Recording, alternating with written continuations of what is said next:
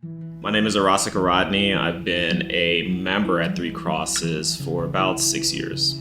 I am Imani Rodney. So Orossica and I met through a mutual friend. We ended up in some sort of a double date situation. We went bowling, we went to dinner after. After that night, I went home and told my mom that I think I met someone special.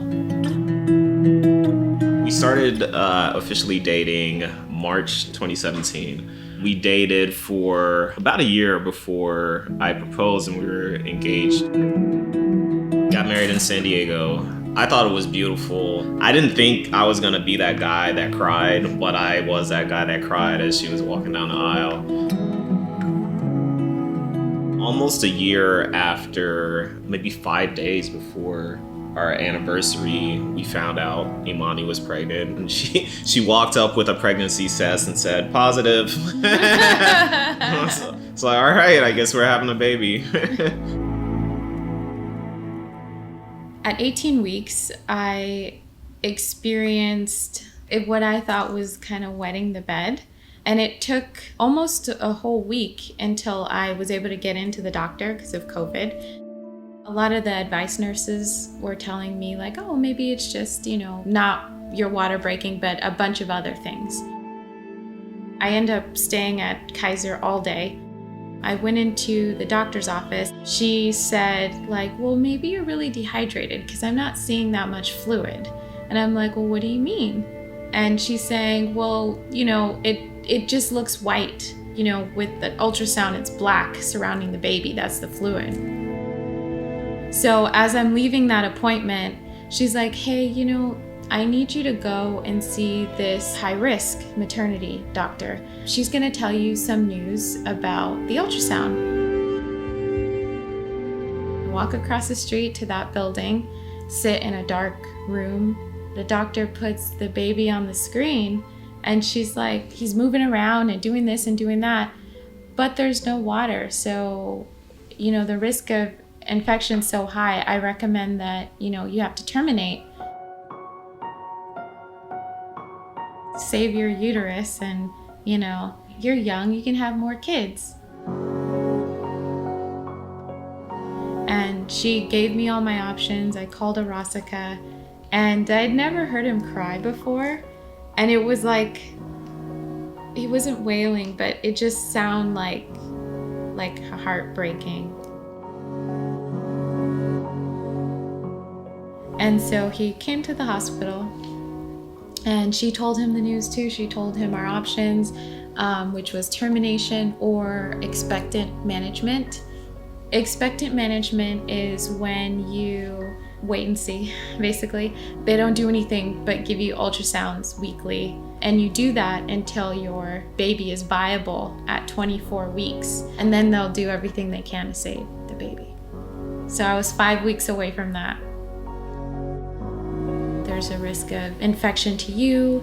There's a risk that his lungs won't develop and be able to sustain him once he's born. Without the sac, that could let a host of different bacteria that could infect my uterus, and I could end up losing my uterus and never being able to have children again. It was already a miracle I had gone a whole week. So that's why she was saying, I've seen them try and it never works. I cried every day. I prayed every day. I didn't want to be alone. I still prayed that, my sac would heal, like some of those amazing stories. And then, like the week before I got to the hospital, I started to pray differently. I started to pray, just prepare my heart. I want your will to be done because I know that whatever you have planned is way better than whatever I had planned. We didn't want to limit God.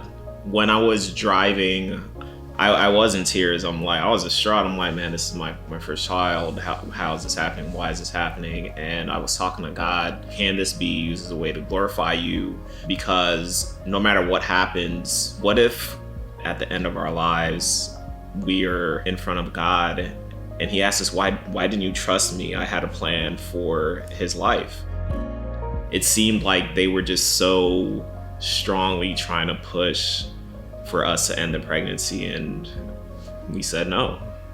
We wanted to fight for his life.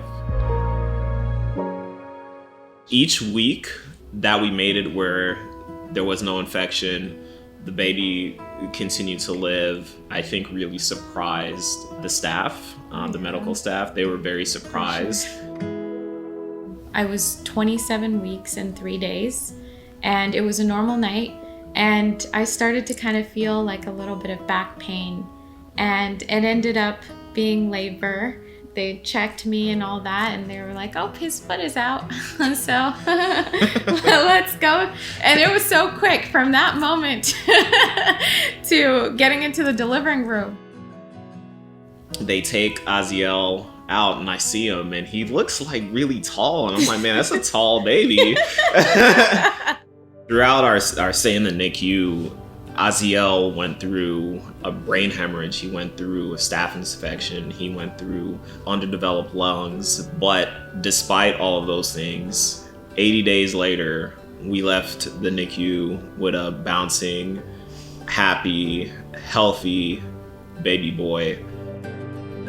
Once again, our hope that God was in the midst of this gave us the strength to keep fighting for him, and he was a fighter from day one. This is Aziel Isaiah Rodney. He was born December 12th, 2020. He's 6 months. Aziel means God is my strength. And as you can see, he has no need of oxygen support. He has, his own voice and very strong lungs, especially when he's crying. It's busy, it's fun. He's everything that I prayed for and then some.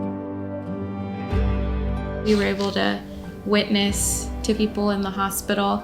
I remember our doctor, I'm glad that she had that experience with us. Yeah, because now she's telling other people who are going through our situation about our story instead of only the initial options. And our pictures in our office. Yeah, our pictures now our hanging discharge on, picture. Yeah. God has a plan, and he won't desert you. He will finish the work that he started. I'm just thankful that he continues to do things that I could not have imagined.